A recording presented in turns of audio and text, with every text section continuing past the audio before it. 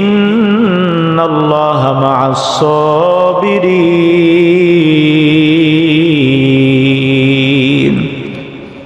এরে দুনিয়ার আল্লাহর গোলাম, ভালো করিয়া বুঝবার চেষ্টা করেন রে আল্লাহর গোলাম। এরে বান্দা, আল্লাহ পবিত্র কোরআনের জায়গায় জায়গার মধ্যে ধৈর্যের কথা বলেছেন, সবরের কথা বলেছেন। যেই বান্দাটা ধৈর্য ধারণ করতে পারে, সবর করতে পারবে, আল্লাহ তাআলা ওই বান্দাটাকে উত্তম বিনিময় দান করবেন। সুবহানাল্লাহ।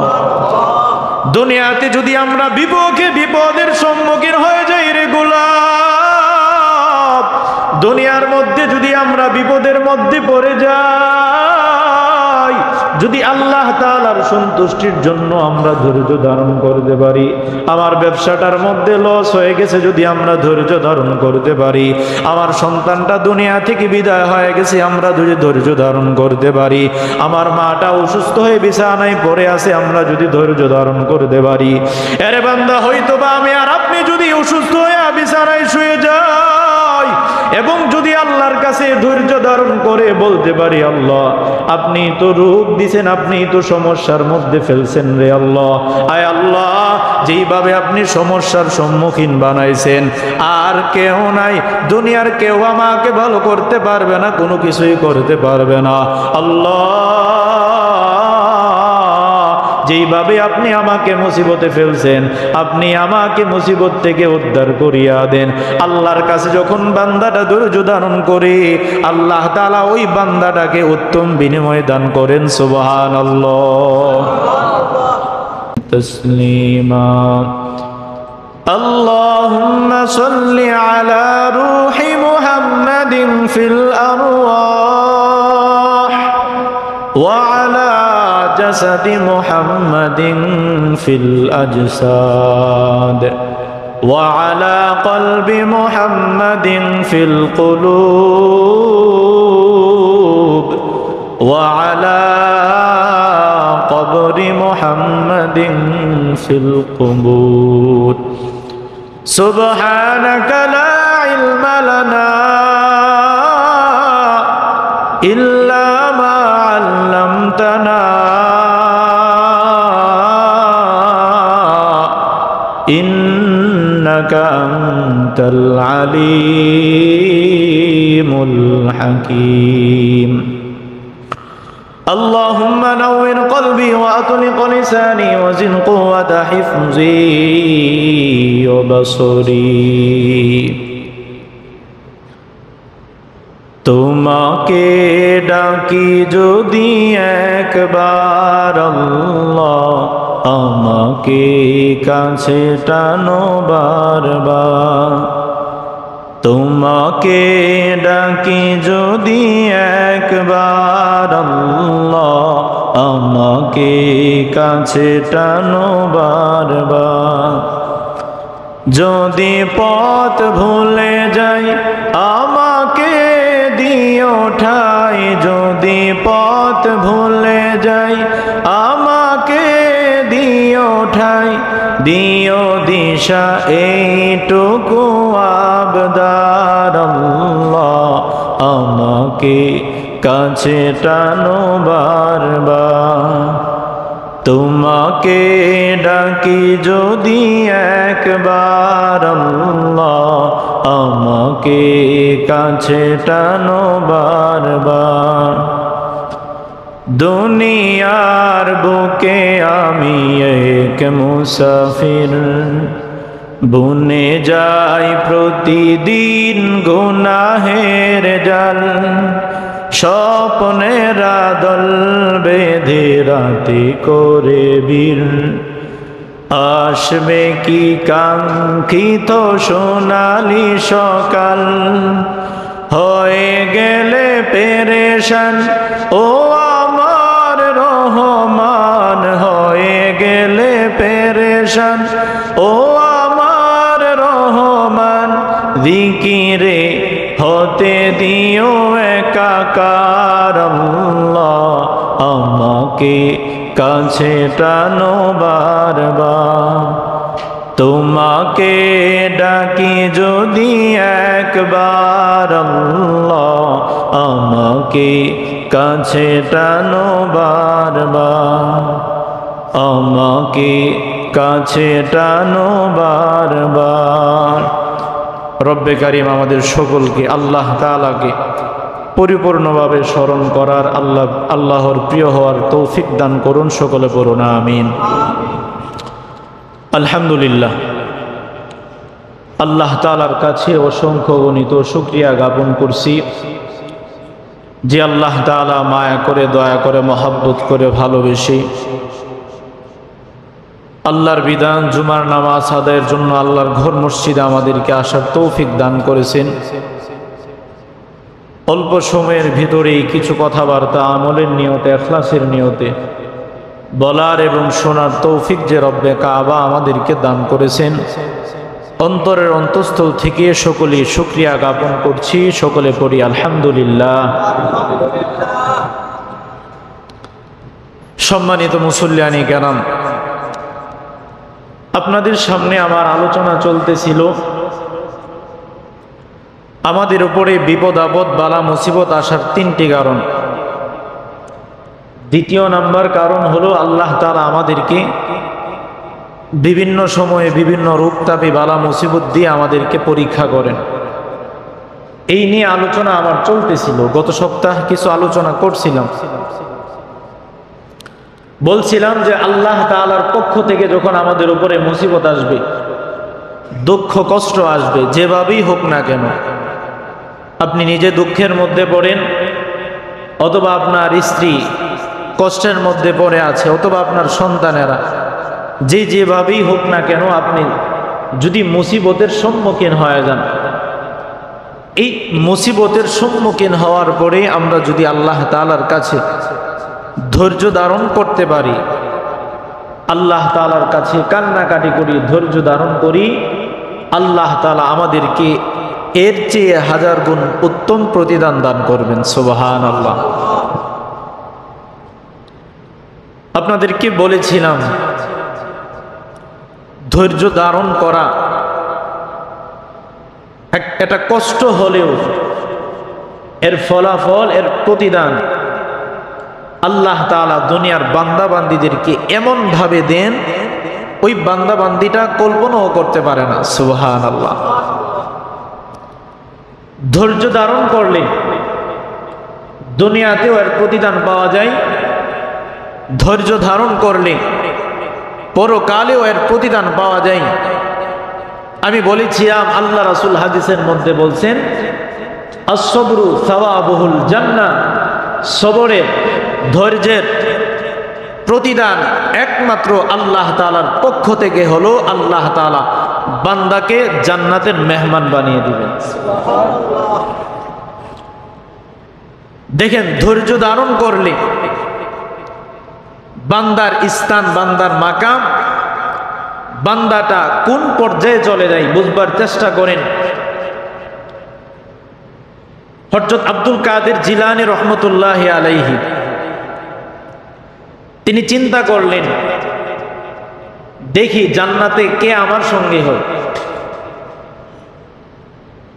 জান্নাতে কে আমার সাথী হবে, জান্নাতে কে আমার সঙ্গী হবে। তিনি এই বইলায় মোরাকাবায় বসলেন।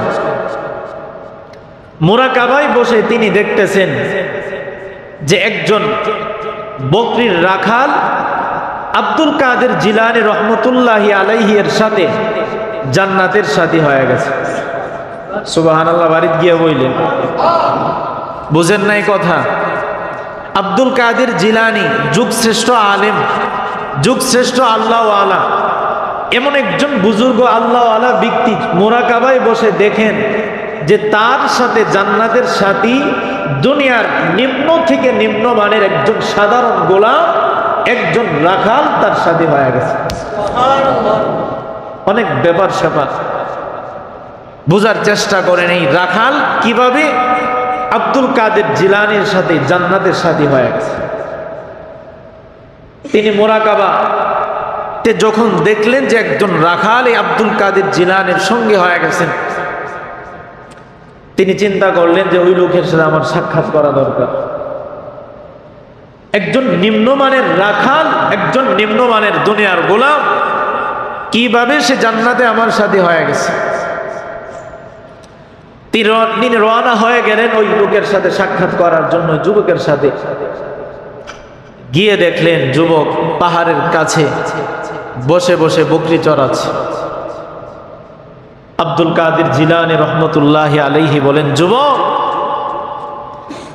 কি আমল তুমি করো, তোমার মধ্যে কি এমন বৈশিষ্ট্য আছে যার কারণে আল্লাহ তাআলা তোমার মর্তবা, তোমার মর্যাদা এমন বানিয়ে দিয়েছেন যে জান্নাতে তুমি আমার সাথে হয়ে গেছো। সুবহানাল্লাহ। ওই যুবক বলতেছে, হুজুর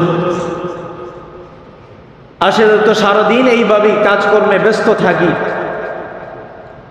আমল তো ঠিকভাবে করতে পারি না, আমার তো তেমন কোনো আমল নাই যেই আমলের দ্বারা আমি জান্নাতে হয়ে যাব।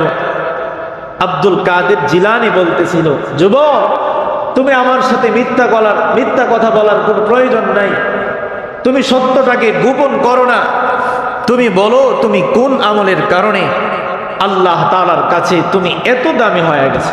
সুবহানাল্লাহ। যুবক বলতেছিল, হুজুর আমার তো দৈনন্দিন তেমন বেশি কোনো আমল নাই, 5 ওয়াক্ত নামাজ আমি পড়ার চেষ্টা করি, 1 ওয়াক্ত নামাজও আমার ছুটে যায় না। এই 5 ওয়াক্ত নামাজ আমি গুরুত্ব সহকারে ইহতিমামের সাথে ধৈর্যের সাথে আদায় করার চেষ্টা করি। সুবহানাল্লাহ। আব্দুল কাদের জিলানী রহমতুল্লাহি আলাইহি বলতেছেন, হ্যাঁ এই জন্যই আল্লাহ তাআলা তোমাকে এত উঁচু মাকামে উঠিয়ে দিয়েছেন। ওই যুবকটা বলতেছিল, হুজুর আমি এমন ভাবে নামাজ পড়ি, এই যে পাহাড়টা আছে এই পাহাড়টাকে যদি আমাকে স্বর্ণ বানিয়ে দেওয়া হয় এটার জন্য আমি খুশি হয় না, আবার যদি এই পাহাড়টাকে স্বর্ণ বানিয়ে আমার কাছ থেকে ছিনিয়ে নেওয়া হয় তারপরেও আমি দুঃখিত হয় না। এর দ্বারা তিনি বুঝিয়েছেন, হুজুর নামাজ পড়তে গিয়া দুনিয়ার কোনো লোভ লালসা, দুনিয়ার কোনো চিন্তা চেতনা আমার মধ্যে থাকে না, আমি এমন ভাবে এক আল্লাহর সন্তুষ্টির জন্য নামাজ আদায় করি, এই নামাজের কারণে হয়তোবা আল্লাহ তাআলা আমাকে এমন দামি বানিয়ে দিয়েছে। আমরা যদি নামাজে দাঁড়াই, আমার ব্যবসার হিসাব শুরু করে দিই, আমি চিন্তা করি কোন সময় মসজিদ থেকে বের হয়ে যাব, আমার আপনার চিন্তা হয় যত তাড়াতাড়ি নামাজ পড়া যায়, মসজিদে আসছি এটাই যথেষ্ট হয়ে গেছে। আমার আপনার চিন্তা চেতনা দুনিয়ার সব কাজকর্ম সব ব্যস্ততা যেন আমার আপনার নামাজের মধ্যে চলে আসে, ঠিক কিনা বলেন? নামাজকে আমরা গুরুত্ব দিতে জানি না। তিনি বলতেছিলেন, এই যুবকটা বলতেছিল, হুজুর এই মাকামে পুষতে গিয়া নামাজটাকে এমন বানাইতে গিয়া আমি অনেক কষ্ট করেছি, কষ্ট করতে করতে করতে করতে ধৈর্য ধারণ করতে করতে করতে আল্লাহ তাআলা আমার নামাজটাকে এমন বানিয়ে দিয়েছেন। সুবহানাল্লাহ। আব্দুল কাদের জিলানী বলতেছিলেন যে তুমি যে এমন পর্যায়ের নামাজও হয়ে গেছো, এটা তোমার একমাত্র ধৈর্যের ফলাফল, একমাত্র তুমি কষ্ট করে ধৈর্য ধারণ যে করেছো আল্লাহ তাআলা তোমাকে এমন মাকামে পৌঁছিয়ে দিয়েছেন। সুবহানাল্লাহ। আমি আর আপনি যদি সেই পর্যায়ের নামাজ কষ্ট করে ধৈর্য ধারণ করে পড়তে পারি, আল্লাহ তাআলা কি আমাকে আপনাকে সেই পর্যায়ে পৌঁছাবে কিনা? কথা বলে না, পৌঁছাবে না? সে আল্লাহ কি এখন আর নাই? কথা বলে না, আল্লাহ মনে হয় না। ওই যুবক যেমন আল্লাহর এত প্রিয় হয়ে গেছে, এত নিকটে আল্লাহর ভালোবাসার একজন ছেলে হয়ে গেছে, আমি আর আপনিও যদি এইভাবে ধৈর্য ধারণ করে কষ্ট করে নামাজটাকে ঠিকভাবে আদায় করতে পারি, আল্লাহ তাআলা আমাকে আপনাকেও এর চেয়ে আরো উত্তম মাকামে আল্লাহ তাআলা পৌঁছে দিতে পারেন। সুবহানাল্লাহ। এই জন্যই তো আল্লাহ তাআলা বলেন, আল্লাহ পবিত্র কোরআনের জায়গায় জায়গায় ধৈর্যের কথা বলছেন, সবরের কথা আল্লাহ তাআলা পবিত্র কোরআনের জায়গার মধ্যে আল্লাহ তাআলা এই ধৈর্যের কথা বলছেন। আল্লাহ তাআলা বলেন, وَلَنَبْلُوَنَّكُمْ بِشَيْءٍ مِّنَ الْخَوْفِ وَالْجُوعِ وَنَقْصٍ مِّنَ الْأَمْوَالِ وَالْأَنفُسِ وَالثَّمَرَاتِ وَبَشِّرِ الصَّابِرِينَ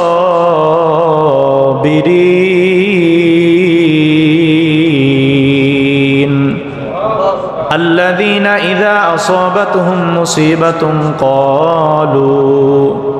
قالوا إنا لله وإنا إليه راجعون يا أيها الذين آمنوا اصبروا وصابروا ورابطوا واتقوا الله لعلكم تفلحون يا أيها الذين آمنوا استعينوا بالصبر والصلاة إن الله مع الصابرين এরে দুনিয়ার আল্লাহর গোলাম ভালো করিয়া বুঝবার চেষ্টা করেন রে আল্লাহর গোলাম। এরে বান্দা, আল্লাহ পবিত্র কোরআনের জায়গায় জায়গার মধ্যে ধৈর্যের কথা বলেছেন, সবরের কথা বলেছেন। যেই বান্দাটা ধৈর্য ধারণ করতে পারে, সবর করতে পারবে, আল্লাহ তাআলা ওই বান্দাটাকে উত্তম বিনিময় দান করবেন। সুবহানাল্লাহ। দুনিয়াতে যদি আমরা বিপদের সম্মুখীন হয়ে যাই রে গোলাম, দুনিয়ার মধ্যে যদি আমরা বিপদের মধ্যে পড়ে যাই, যদি আল্লাহ তাআলার সন্তুষ্টির জন্য আমরা ধৈর্য ধারণ করতে পারি, আমার ব্যবসাটার মধ্যে লস হয়ে গেছে যদি আমরা ধৈর্য ধারণ করতে পারি, আমার সন্তানটা দুনিয়া থেকে বিদায় হয়ে গেছে আমরা যদি ধৈর্য ধারণ করতে পারি, আমার মাটা অসুস্থ হয়ে বিছানায় পড়ে আছে আমরা যদি ধৈর্য ধারণ করতে পারি, আরে বান্দা হয়তোবা আমি আর আপনি যদি অসুস্থ হয়ে বিছানায় শুয়ে যাই এবং যদি আল্লাহর কাছে ধৈর্য ধারণ করে বলতে পারি, আল্লাহ আপনি তো রোগ দিছেন, আপনি তো সমস্যার মধ্যে ফেলছেন রে আল্লাহ, আয় আল্লাহ যেইভাবে আপনি সমস্যার সম্মুখীন বানাইছেন আর কেউ নাই, দুনিয়ার কেউ আমাকে ভালো করতে পারবে না, কোনো কিছুই করতে পারবে না। আল্লাহ যেইভাবে আপনি আমাকে মুসিবতে ফেলছেন, আপনি আমাকে মুসিবত থেকে উদ্ধার করিয়া দেন। আল্লাহর কাছে যখন বান্দাটা ধৈর্য ধারণ করে, আল্লাহ তাআলা ওই বান্দাটাকে উত্তম বিনিময় দান করেন। সুবহানাল্লাহ। এই জন্যই তো আল্লাহর নবী বলছেন, মাই ইউরিদিল্লাহু বিহি খায়রু ইউসিবু মিনহু।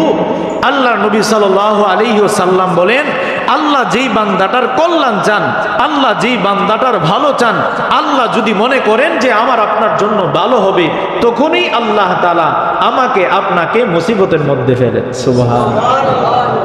ভালো চাই যখন আল্লাহ কল্যাণে ফেলেন, সমস্যা কি? সমস্যা আছে? কথা বলেন, আমাদের সমস্যা আছে। ধৈর্য ধারণ করবো একমাত্র কার জন্য? কথা বলেন না, কার জন্য? আমি আর আপনি যদি বিপদের সম্মুখীন হই, কেউ বিপদ থেকে উদ্ধার করতে পারবে না, উদ্ধার করবেন তিনি কে? চিল্লায় বলেন না, তিনি কে? এই জন্য মুসলমান বুঝবার চেষ্টা করেন, এই ধৈর্য ধারণের দ্বারা আল্লাহ তাআলা অনেক উত্তম বিনিময় আমাকে আপনাকে দিতে পারে। এই যে গত রাত্রের একটা ঘটনা, আমার বন্ধু মানুষ, আমাদের এলাকাতেই বাড়ি, পাশাপাশি বাড়ি, তো ওই আমার এই বন্ধুর গত রাত্রে 2টা জমজ বাচ্চা হয়েছে, আল্লাহ তাআলা আবার নিয়ে গেছে। এটা কি কষ্ট হয়েছে কিনা বলেন না? আল্লাহ তাআলা পছন্দ করে দিয়েছেন, আবার নিয়ে গেছে। তিনি ফেসবুকে পোস্ট লিখলেন, আল্লাহ আপনি যদি খুশি হয়ে আমার সন্তানটাকে নিয়ে গেছেন, যদি আপনার সন্তুষ্টি হয়ে থাকে, আপনি খুশি হয়ে থাকেন, এটা আমার জন্য ভালো। সুবহানাল্লাহ। ধৈর্য ধারণ করছে কার জন্যে? কথা বলেন, কার জন্যে? একটা মা বুঝে, একটা মা কি কষ্ট যে সহ্য করে সন্তানকে পেটে নিয়ে, ওই মাই বুঝে সন্তানকে পেটে ধারণ করাটা কত কষ্টের হয়ে থাকে। এরপরেও যখন সন্তানটা দুনিয়াতে আইসা বা দুনিয়াতে আসার আগেই চলে যায়, ওই কষ্টটা কি ধরনের কষ্ট হইতে পারে আমাকে আপনাকে বললো, এটা বুঝে আসবে। যার চলে যায় সেই বোঝে। আমার সন্তান যখন চলে যাবে আমার কষ্টটা কেমন হবে, এটা আমি মুখ দিয়ে ফুটে তুলতে পারবো না, কলিজাটা ফেটে যাবে, আমি বুঝাতে পারবো না আপনাদেরকে। আল্লাহ তাআলা বলেন, এই কঠিন বিপদের সময়ও বান্দা তুমি আমি আল্লাহকে ভুলে যাবে না, আমি আল্লাহকে ভুলে যাবে না, একমাত্র আমি আল্লাহর সন্তুষ্টির জন্য তুমি ধৈর্য ধারণ করবে। সুবহানাল্লাহ। আরো জোরে বলেন না সুবহানাল্লাহ। আল্লাহ তাআলা আমাদেরকে এত নিয়ামত দিয়েছেন, এরপরে ধৈর্য ধারণ কেন করবো না? একটু সমস্যার মধ্যে পড়তে পারি, तू मुझे आसमां दिया और तू मुझे रास्ता दिया, तू मुझे आसमां दिया और तू मुझे रास्ता दिया, नेमतों से भर दिया और सबसे बेहतर कर दिया, नेमतों से भर दिया और सबसे बेहतर कर दिया। मेरे सिर से पाओ तक तेरे सोनात सब दिया, मेरे सिर से पाओ तक तेरे सोनात सब दिया, देखने की आँख दी और बोलने को लब दिया, देखने को आँख दी और बोलने को लब दिया। अल्लाहु আকবার। আল্লাহ আমারে আপনার কতই না নিয়ামত দিয়েছেন, ধৈর্য ধারণ করতে হবে মুসলমান। এখন বুঝার চেষ্টা করেন, আল্লাহ তাআলা আমাদেরকে বিপদে ফেলবেন, কষ্টের মধ্যে ফেলবেন আমরা যদি ধৈর্য ধারণ না করি। সিম্পলি বোঝাবার জন্য আপনাদেরকে বলি, আমরা যদি কষ্টের মধ্যে পড়ে ধৈর্য ধারণ না করতে পারি, বোঝার চেষ্টা করেন। এক লোকের ভবিষ্যৎ জানার স্বপ্ন জাগছে অন্তরের মধ্যে, ভবিষ্যৎ জানবে। ওই লোকের স্বপ্ন যে আমি ভবিষ্যৎ আমার যদি জেনে ফেলি, যদি আমার সামনে দুঃখ কষ্ট আসে, আমি তো আগেই জানি এটার জন্য ব্যবস্থা নিয়ে নেব। ওই লোক হযরত মূসা আলাইহিস সালাতু ওয়াস সালামের কাছে আবদার করলেন, আল্লাহর নবী আপনি আল্লাহর কাছে একটু সুপারিশ করে, আল্লাহর কাছে একটু আবদার করে একটু দোয়া করবেন, আল্লাহর কাছে বলবেন যেন আল্লাহ তাআলা আমাকে ভবিষ্যৎ জানার সেই ব্যবস্থা করে দেন। বোঝার চেষ্টা করেন, ওই লোক ভবিষ্যৎ জানার কারণে কি বিপদে পড়ছে, আল্লাহ বিপদের মধ্যে ফেলছেন, আল্লাহ তাআলা মুসিবত দিয়েছেন, ধৈর্য ধারণ করে নাই, তার জন্য কি পরিণাম হয়েছে বোঝার চেষ্টা করেন। মূসা আলাইহিস সালাতু ওয়াস সালাম আল্লাহর কাছে গেছে। মূসা আলাইহিস সালাতু ওয়াস সালাম তো তুর পাহাড়ে গিয়ে আল্লাহর সাথে কথা বলতো। আল্লাহর কাছে গিয়ে বলছেন, আল্লাহ আপনার অমুক বান্দা ভবিষ্যৎ জানার জন্য চাইছে, আপনি তাকে সেই ব্যবস্থা করে দেন। তখন আল্লাহ তাআলা বললেন যে এটা তার জন্য ভালো হবে না, ভবিষ্যৎ জানাটা তার জন্য ভালো হবে না। সে যদি ভবিষ্যৎ জেনে যায়, ভবিষ্যৎ জানে, এটা তার জন্য কঠিন থেকে কঠিন বিপদের জন্য এটাই যথেষ্ট হয়ে যাবে। মূসা আলাইহিস সালাতু ওয়াস সালাম আল্লাহর কাছ থেকে ফিরে আইসা ওই লোককে বুঝায়া বললেন যে এটা তোমার জন্য ভালো হবে না, আল্লাহ তাআলা চান না তোমাকে এমন ভবিষ্যৎ জানিয়ে দিতে, এটা তোমার জন্য ভালো হবে না, আল্লাহ তাআলা তোমার এটা কল্যাণ চান না, সুতরাং তোমার ভবিষ্যৎ জানার দরকার নাই। কিন্তু ওই লোকের মনের মধ্যে একটাই চিন্তা যে আমার ভবিষ্যৎ জানতে হবে, আমার যেই সমস্যাই হোক না কেন আমার ভবিষ্যৎ জানতে হবে। তিনি মূসা আলাইহিস সালাতু ওয়াস সালামের কাছে আবার আবদার করলেন, আল্লাহর নবী আল্লাহর কাছে একটু আপনি বলেন না, আমি একটু সেভ করে চলাফেরা করার চেষ্টা করবো, আমার জন্য ক্ষতি না হয়, সমস্যা না হয়, আমি সমস্যায় যেন না পড়ি, সেভাবে আমি থাকার চেষ্টা করব। এরপরও আপনি আল্লাহর কাছ থেকে বইলা আমাকে ভবিষ্যৎ জানার জন্য ব্যবস্থা করে দেন। নাউজুবিল্লাহ বলেন, আরো জোরে বলেন নাউজুবিল্লাহ। ভবিষ্যৎ জানাটা ভালো না। অনেক গণক আছে, কেউ কথা না বলি আওয়াজ হচ্ছে মনে হয়, বোঝার চেষ্টা করেন। অনেক গণক মানুষের ভবিষ্যৎ গণনা করে। অনেক মানুষ এরকম আছে যে আপনার হাত দেখে, হাতের এই রেখাগুলো দেখে সে বলে দিবে যে আপনার ভবিষ্যতে এমন হবে, আপনি এতটা গাড়ির মালিক হবেন, এত টাকার মালিক হবেন। নাউজুবিল্লাহ বলেন। ভবিষ্যৎ জানার মালিক একমাত্র কে? কথা বলে না, তিনি কে? দুনিয়ার কোন মানুষ ভবিষ্যৎ কি জানতে পারে? ওই যে গণক আপনার ভবিষ্যৎ গনিয়ে দিল, আপনি ভবিষ্যতে অমুক হয়ে যাবেন, তমুক হয়ে যাবেন, তারে জিজ্ঞাসা করলেন না কেন যে তুই তোর ভবিষ্যৎটা বলতে পারবি নি, তোর 14 গোষ্ঠীর ভবিষ্যৎ তুই জানোস নি, তুই আমার ভবিষ্যৎটা কেমনে গণনা করে দিলি? দুনিয়ার কোনো মানুষই কি আল্লাহ সেই জ্ঞান দিছে যে সে ভবিষ্যৎ জানতে পারবে? আমরা এরকম বোকা, বিশেষ করে আমাদের মা বোনেরা এরকম করে, লোকের কাছে গিয়ে ভবিষ্যৎ গণনা করে আনে, সে এমন হয়ে যাবে তেমন হয়ে যাবে, একেবারে ফুলে একেবারে কলা গাছ হয়ে থাকে যে আমার ভবিষ্যৎ অনেক ভালো। সে বুঝে নিছে যে ওই গণকের কথাই সত্য, কোরআন হাদিসের কোনো কথা লাগবে না, গণক তো বলে দিয়েছে আমার ভবিষ্যৎ অমুক তমুক হয়ে যাবে। সে একেবারে ফুলে কলা গাছ হয়ে থাকে, কারণ তার ভবিষ্যৎ অনেক ভালো। নাউজুবিল্লাহ বলেন, আরো জোরে বলেন নাউজুবিল্লাহ। মুসা আলাইহিস সালাতু ওয়াস সালামের কাছে এইভাবে আবদার করার পরে আল্লাহ তাআলার কাছে গিয়ে আবার আবদার করলেন, আল্লাহ আপনার বান্দাটাকে আপনি ভবিষ্যৎ জানার জন্য ব্যবস্থা করিয়া দেন। আল্লাহ তাআলার কাছে দোয়া করে আল্লাহ তাআলার কাছে চেয়ে ওই লোকের জন্য ভবিষ্যৎ জানার ব্যবস্থা করে দিলেন। মানে সে সামনে কি তার সমস্যা হবে, কি সমস্যায় পড়বে সব জেনে যাবে, এই ব্যবস্থা আল্লাহ তাআলা তাকে করে দিয়েছে। ওই লোক হঠাৎ করে দেখতেছেন যে কিছুদিন পর তার একটা ঘোড়া ছিল, ওই ঘোড়াটা মারা যাবে।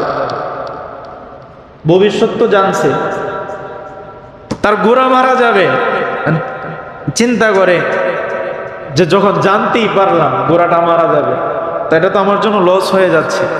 আমি যদি এটাকে বিক্রি করে দেই তাহলে তো আমি লাভবান হয়ে গেলাম, আমার সমস্যা হলো না। এই ঘোড়া আরেক বাসায় গিয়ে আরেক বাড়িতে গিয়ে মরুক, এটা আমার দেখার কোনো বিষয় নাই, আমি তো বেঁচে গেলাম, টাকা পেয়ে যাব। সে তার ঘোড়াটাকে বাজার বিক্রি করে দিল। সে টাকা পায় এত খুশি হয়েছে যে ভবিষ্যৎ জানার দ্বারা তো আমার ফায়দাই হয়েছে। আল্লাহ তাআলা যখন আমাকে এই ব্যবস্থা করে দিয়েছেন, এটা আমার জন্য ভালো হয়ে গেছে, কারণ এই ঘোড়া যদি মারা যায় তো আমি তো জানতাম না, এখন তো জেনে ফেলছি, এই ঘোড়া বিক্রি করে দিল। সে টাকা পায় এত খুশি হয়েছে, তার খুশি কে দেখে, বাস টাকা নিয়ে বাড়িতে চলে আসছে আনন্দে, মনে মনে অনেক খুশি। আরো যদি বিপদের সম্মুখীন হয়ে যায়, বিপদ থেকে উদ্ধার হয়ে যাব, আমার কোনো কিছু যায় আসে না, অনেক আনন্দে দিন কাটে দিচ্ছে। কিছুদিন পরে আবার দেখতেছে তার গোলামটা মারা যাবে। আগেকার যুগে গোলামের প্রচলন ছিল, মানুষ ক্রয় বিক্রয়ের প্রচলন ছিল, এই প্রচলন চলিয়া গেছে। তো ওই লোকের গোলাম মারা যাবে, তিনি চিন্তা করে ভবিষ্যৎ যেন তো আমার জন্য ভালোই হয়েছে, গোড়া মারা যায় তো এটাকে বিক্রি করে দিলাম, টাকা পেয়ে গেছি। গোলাম মারা যাবে, আমার বাড়িতে কেন মরবে, আমি এটাকে বিক্রি করে দেবো, আরেকজনের বাড়ি থেকে মরুক, আমি টাকা পেয়ে যাব। নাউজুবিল্লাহ বলেন, আরো জোরে বলেন না নাউজুবিল্লাহ। ওই লোক বলতেছে আমার গোলামের যেই দাম, এই শহরের মধ্যে এই দাম পাওয়া যাবে না, এই বাজারে এই দাম পাওয়া যাবে না আমার গোলামের, আমি এটাকে অন্য কোনো শহরে অন্য কোনো বাজারে বিক্রি করে দিয়ে আসি। তিনি এই সিদ্ধান্ত নিয়ে তার গোলামটাকে অন্য একটা শহরের বাজারের মধ্যে এটা বিক্রি করে দিচ্ছেন অনেক দামে। টাকা পেয়ে এত খুশি, কাকে দেখায়, সে এত টাকা পাইছে, সে এখন চিন্তা করতেছে আহারে আমি ভবিষ্যৎ জানার পরে আমার জন্য তো ভালো হয়েছে, যদি না জানতাম তাহলে গোলামটা তো আমার বাড়িতে মরতো, কিন্তু এখন তো জানতে পারলাম, জানার কারণে গোলাম আরেকজনের বাড়িতে গিয়ে মরবে, আমি তো টাকা পেয়ে গেলাম, আমার জন্য লাভ হয়ে গেছে। নাউজুবিল্লাহ বলেন। বোঝার চেষ্টা করেন মুসলমান, আল্লাহ তাআলা মাঝে মধ্যে আমাদেরকে ছোট ছোট বিপদ দিয়া পরীক্ষা করে। এই ঘটনাটা, এই দৃষ্টান্ত আর উদাহরণটা দেওয়ার উদ্দেশ্য এটাই আমার, আল্লাহ তাআলা আমাদেরকে মাঝে মধ্যে আমাদেরকে ছোট ছোট বিপদ, ছোট ছোট কষ্টের সম্মুখীন বানায় আল্লাহ তাআলা পরীক্ষা করেন। আমরা যখন ধৈর্য ধারণ করতে জানি না, করতে যখন পারি না, আল্লাহ তাআলা আমাদের জন্য আরে একটু হাই লেভেলের বিপদ আমাদের সামনে দিয়ে দেন।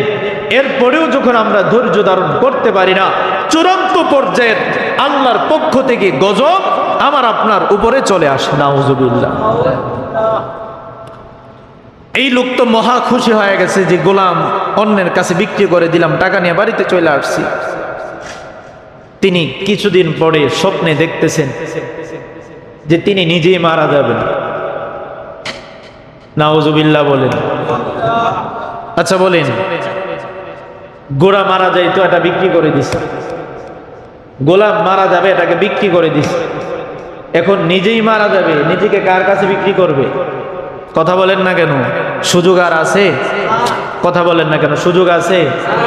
তিনি চিন্তা করে আহারে ভবিষ্যৎ তো জানলাম, মহা খুশি হয়ে গিয়েছিলাম, আমার গোড়া মারা যাবে, এটাকে বিক্রি করে দিয়েছি, আমার জন্য লাভ হয়ে গেছে, আমি লাভবান হয়েছি। আমার গোলাম মারা যাবে, বিক্রি করে দিয়ে আমি লাভবান হয়ে গেছি। এখন তো এমন এক পর্যায়ের মুসিবতের মধ্যে পড়ে গেলাম, এমন এক বিপদের সম্মুখীন আমি হয়ে গেলাম, এখন আমি নিজেকে কার কাছে বিক্রি করব? এই মরণ থেকে বাঁচার তো কোনো অপশন দুনিয়ার কারো কাছেই নাই। এখন আমি কি করতে পারি? এরে দুনিয়ার আল্লাহর গোলাম, ভালো করিয়া বুঝবার চেষ্টা করেন। আল্লাহ তাআলা দুনিয়ার মানুষদেরকে মাঝে মধ্যে ছোট বিপদ দিয়া পরীক্ষা করেন। রে গোলাম, আমি আল্লাহ তোমার এই ছোট বিপদের সম্মুখীন বানাইলাম রে বান্দা। এই বিপদ পায়া পায়া বান্দা ধৈর্য ধারণ করো, শুকরিয়া আদায় করো, না হয় আমি আল্লাহ তাআলা তোমাকে বড় বিপদের সম্মুখীন বানায়া দেব। এরে দুনিয়ার আল্লাহর গোলাম, ওই ব্যক্তিটা চিন্তা করে, হারে এতদিন পর্যন্ত লাভবান হয়ে আসছিলাম, এখন আমি কি করব?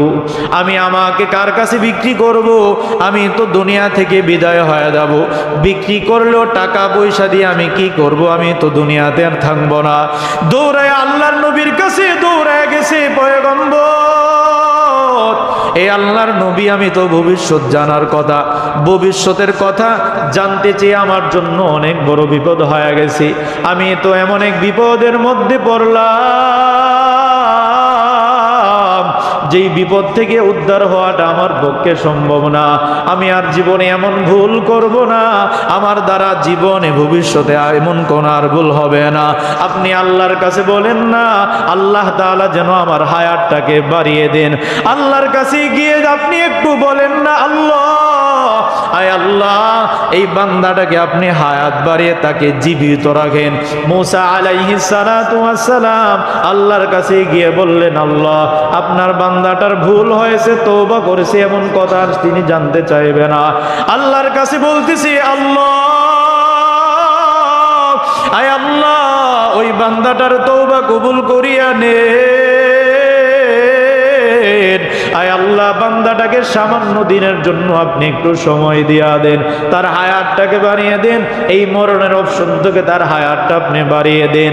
আল্লাহ তাআলা বলতেছি, আমার নবী মুসা, তুমি শুনিয়া রাখো, আমি আমার বান্দার কল্যাণের জন্য, আমি আমার বান্দার কল্যাণের জন্য, আমি আমার বান্দার ভালোর জন্য, তার কল্যাণার্থে আমি আল্লাহ তাআলা প্রথমে তাকে ছোট বিপদ দিয়েছিলাম।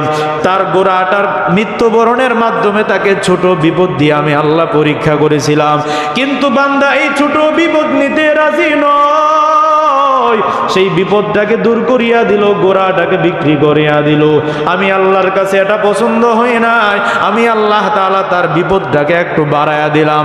আমি আল্লাহ তাআলা এই গোড়ার চাইতে দামি গোলামের মৃত্যুর কথা তাকে জানায়া দিলাম। সেটাও বরদাস্ত করতে পারে নাই, সেটাকে অন্য জায়গায় বিক্রি করে বিপদ দূর করিয়া দিল। আমি আল্লাহর কাছে এমন অপছন্দ হয়েছে, আমি আল্লাহ তাআলা চিন্তা করলাম, বান্দাটারে প্রথমে ছোট বিপদ দিলাম, বান্দাটা ধৈর্য ধারণ করলো না, এরপরে বান্দাটাকে আরেকটু বাড়ায় আরেকটু বড় বিপদ দিলাম। তারপরেও যখন বান্দা ধৈর্য ধারণ করে না, আমি আল্লাহ তাআলা সিদ্ধান্ত নিলাম, সবচেয়ে বড় বিপদ দিয়া আমি আমার বান্দাটাকে চিরদিনের জন্য দুনিয়া থেকে নিয়ে আসবো। সুবহানাল্লাহ। বুঝার চেষ্টা করে, আমার আপনার সম্মুখে ছোট বিপদ আসবে, ধৈর্য ধারণ করব, না হলে বিপদ বেড়ে যাবে। এরপরেও ধৈর্য ধারণ না করলে চূড়ান্ত পর্যায়ের বিপদ আমার আপনার সম্মুখীন হয়ে যাবে। তখন আল্লাহ তাআলা মুসা আলাইহিস সালাতু ওয়াস সালামকে বলছেন, তুমি গিয়া ওই লোকটাকে বলো, সে যদি আরো বেশি বাড়াবাড়ি করে, সে যদি আরো বেশি বাড়াবাড়ি করতে চায়, তাহলে তার জন্য আরো সামনে কঠিন বিপদ অপেক্ষা করছে, কঠিন বিপদের সম্মুখীন সে হয়ে যাবে। এখন তো ভালো আছে, সে মৃত্যুবরণ করবে জানতে পেরেছে। সে যদি বেশি বাড়াবাড়ি করে, তাহলে তার জন্য তওবার অপশন, সে তওবা করেও যেতে পারবে না। আমি আল্লাহর পক্ষ থেকে তার জন্য তওবার অপশন বন্ধ করে দিব। নাউজুবিল্লাহ। এজন্য আমরা মনে করি আমি গুনাহ করি, তাহলে কি হয়েছে, আমার বাহাদুরি, আমার অহংকারী, আমার কৃতিত্ব, আমার কোনো কিছুর অভাব নাই, টাকা পয়সা সম্পদ, আমার এলাকার মধ্যে জোর আছে, আমার শক্তি আছে, আমি বাহাদুরি করতে পারি, আমি শক্তি দেখাতে পারি। আমার জন্য কি হয়েছে? আল্লাহ তাআলা দুনিয়ার প্রত্যেকটা মানুষকে আল্লাহ তাআলা সামান্য বিপদ দিয়া দেখেন বান্দাটা ধৈর্য ধারণ করে কিনা। আল্লাহ তাআলা এত কিছুর মালিক বানানোর পরে বান্দা যখন ধৈর্য ধারণ করে না, বান্দা যখন এটাকে মেনে নেয় না, নিজেকে অহংকার আর নিজেকে গর্বের যখন মনে করতে থাকে, আল্লাহ তাআলাও দুনিয়ার কিছু কিছু মানুষদেরকে এরকম করেন। আল্লাহ তাআলা মরণের সময় ওই বান্দাটার জবান দিয়া কালিমা না পড়ে বেঈমান বানায় আল্লাহ তাআলা দুনিয়া থেকে না। ঠিক কিনা বলেন না? এজন্য মুসলমান ধৈর্য ধারণ করা, সবর করা। বলা হয়েছে আস-সবরু কাস-সিবরি, আস-সবরু কাস-সিবরি মুররুন ওয়ালাকিন্না আওয়াকিবুহু আহাল্লু মিনাল আসালি। এখানে বলা হয়েছে ধৈর্য ধারণ করা একটু তিক্তর হলেও এই ধৈর্য ধারণ যখন বান্দাটা করবে, আল্লাহ তাআলা ওই বান্দাটাকে প্রতিদান দিবেন। এই প্রতিদানটা এমন সুস্বাদু হবে, আহাল্লু মিনাল আসালি, যেটা মধুর চাইতে অনেক বেশি সুস্বাদু। সুবহানাল্লাহ। আল্লাহর নবী বলেন আস-সবরু দিয়াউন, সবর হলো জ্ঞানের আলো, সবর হলো দ্বীনের জ্ঞানের আলো। যেই বান্দাটা ধৈর্য ধারণ করবে, আল্লাহ তাআলা ওই বান্দাটাকে উত্তম প্রতিদান, উত্তম বিনিময় দান করবেন। সুবহানাল্লাহ। আচ্ছা বলেন, মুসিবত থেকে আমরা কেউ মুক্ত নই, আসি বলেন না? কথা বলেন। যে কোনো ভাবেই হোক, পারিবারিকভাবে, সন্তানের দ্বারা, স্ত্রীর দ্বারা, অথবা আমি নিজেই, এভাবেই প্রত্যেকে আমরা কোনো না মুসিবতের মধ্যে পড়ে আছি। তবে এই মুসিবত আসলে ধৈর্য হারা হলে চলবে নাকি ধৈর্য ধারণ করতে হবে? কথা বলেন, কি করতে হবে? আল্লাহ তাআলা বলেন ওয়াবাশশিরিস সাবিরিন। আল্লাহ তাআলা বলেন যেই বান্দাটা ধৈর্য ধারণ করবে, ওই বান্দাটার জন্য আমি আল্লাহ তাআলার পক্ষ থেকে সুসংবাদ। আরো জোরে বলেন না সুবহানাল্লাহ। তাহলে বালা মুসিবত আসবেই। মানুষ হিসেবে মুসলমানের ঘরে জন্ম নিয়েছি, পরীক্ষার জন্য আল্লাহ মুসিবত দিবে, এটাকে দূরে সরিয়ে দেওয়া যাবে না। নামাজ পড়তে হবে, আল্লাহর কাছে কান্নাকাটি করতে হবে, ধৈর্য ধারণ করতে হবে, চোখের পানি ফেলতে হবে। এভাবে যখন আমি ধৈর্য ধারণ করতে পারবো, আল্লাহ তাআলা আমার আপনার জন্য দুনিয়াতে তো প্রতিদান রাখছেনই, আল্লাহ তাআলা পরকালে আমার আপনার জন্য আল্লাহর তৈরি জান্নাতের ব্যবস্থা করে রাখছেন। কারা কারা আমরা জান্নাতে যেতে চাই? দুই হাত উঠায় দেখায় ইনশাআল্লাহ। আল্লাহ তাআলা আমাদের সকলকে তৌফিক দান করেন। সকলে হাত নামাই। আল্লাহ তাআলা আমাদের সকলকে এই কথা